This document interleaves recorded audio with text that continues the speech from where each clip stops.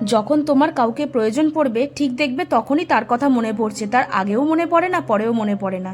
কিছু কিছু মানুষের ক্ষেত্রে ব্যতিক্রম এটা, আবার কিছু কিছু মানুষের ক্ষেত্রে এটাই কিন্তু প্রযোজ্য। যাক, অত ভনিতা করব না, এবার কথায় আসি।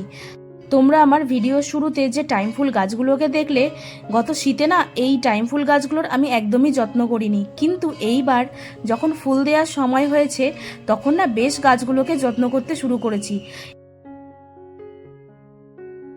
সকাল সকাল ঘুম থেকে উঠে জামা কাপড়গুলো নিয়ে চলে এসেছি সোজা ছাদে আর আমার গাছগুলোকে দেখতে।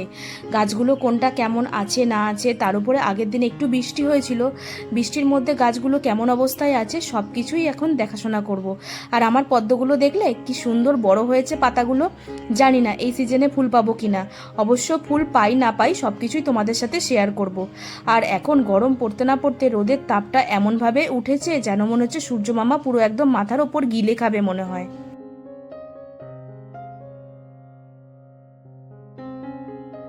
আর এই ছাদে উঠতে এত কষ্ট হয় বলার কথা না।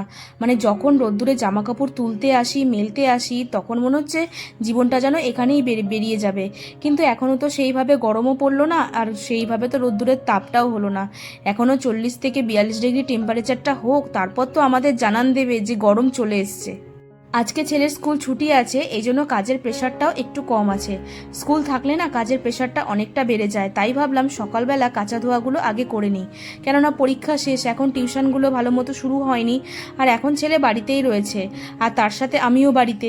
আর বাড়িতে যখন রয়েছি অনেকগুলো এক্সট্রা কাজ জানো তো অনেক তাড়াতাড়ি এগিয়ে যায়। সেই জন্য সকালবেলা ঘুম থেকে উঠে আগে বাসি জামা কাপড়গুলো কেচে ধুয়ে নিয়ে মেলতে চলে এসেছি। তবে ডেলিকার রুটিনের মধ্যে থাকলে না দিনটাও যেন তো বেশ কেটে যায়, বুঝতে পারি না। আর ডেলিকার রুটিনের মধ্যে যখন না থাকি তখন অনেকটা সমস্যা হয়। মানে যখন ছেলের স্কুল টিউশন পড়া সব কিছু শুরু হয়ে যায় তখন একটা লাইফটা যেন ঠিকঠাক মতো চলতে থাকে একটা রুলসের মধ্যে। কিন্তু এখন যেন স্কুল ছুটি তো এই আজকে করব পরে করব তখন করব এই নিয়েই চলছে।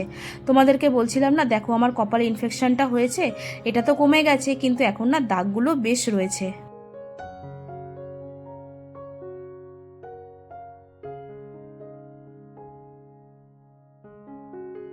জামা কাপড় মেলার সাথে সাথে কিছু জামা কাপড় তুলেও নিয়েছি, বেশ অনেকগুলো। আসল কথা চৈত্র মাসের সংক্রান্তি পড়বে, যার জন্য জামা কাপড়গুলো কাচতে হবে, আর কেচে ধুয়ে একেবারে সব শুকিয়ে নিয়ে যাব হচ্ছে নিচে, পরে আস্তে আস্তে ভাঁজ করব। আর এই ঘরটা তোমাদের দেখিয়েছিলাম, এই ঘরটা না একদম মানে নোংরা হয়েছিল, মানে অনেক জিনিসপত্র সব একসাথে রাখা ছিল, তাই ভাবলাম ঘরটাকে একটু ক্লিন করব। ক্লিন অবস্থায় তোমাদের দেখাতে পারিনি, তাই এখন আস্তে আস্তে একটু একটু করে ভিডিও শেয়ার করছি। তার উপর এসছে হচ্ছে ভাই, দেখো ভাই এসে টমেটোগুলোকে কি সুন্দর একটা একটা করে তুলছে। বাচ্চাদের কাজগুলো এগুলোই ভালো বলো, যখন ছোট ছোট কাজগুলো একটু একটু করে এগিয়ে দেয় বেশ ভালোই লাগে, ওদের কাছেও এটা আনন্দ লাগে আর আমাদের কাছেও অনেকটা টাইম সাশ্রয় হয়। আর দেখতে যেন তো ভীষণ ভালো লাগছে। আর আমার ছেলে তার উপর উপকার করছে ওর প্লাস্টিকটাকে ধরে, তার মধ্যে তো ওর তো আনন্দ। তারপরে হচ্ছে আমি আসলাম হচ্ছে কাকার বাড়িতে, আর কাকার বাড়িতে এসে দেখলাম বেশ গাছে অনেক কটা ফুল রয়েছে। আর এই ফুলগুলো দেখতে আমার এত ভালো লাগে, আমি জানো তো ছাদে অনেকগুলো গাছ লাগিয়েছি কিন্তু এখনও সেইভাবে ফুল আসেনি, মানে ঝাপসা হয়ে। তারপরে বাড়ি এসে দেখি আমার একটা পার্সেল এসছে, আর পার্সেলটা কী এসছে সেটাও তোমাদের সাথে শেয়ার করব। আসল কথা, পয়লা বৈশাখে বাবাকে তো গেঞ্জি দেওয়া হয়েছে, আমার মাকে সেইভাবে কিছু দেওয়া হয়নি। মা বলছে আমার শাড়ি অনেক আছে মনা, আমাকে কিছু দিতে লাগবে না, কিন্তু মন তো মানে না, নতুন জিনিস তো সবাইকেই দিতে ইচ্ছা করে তাই না।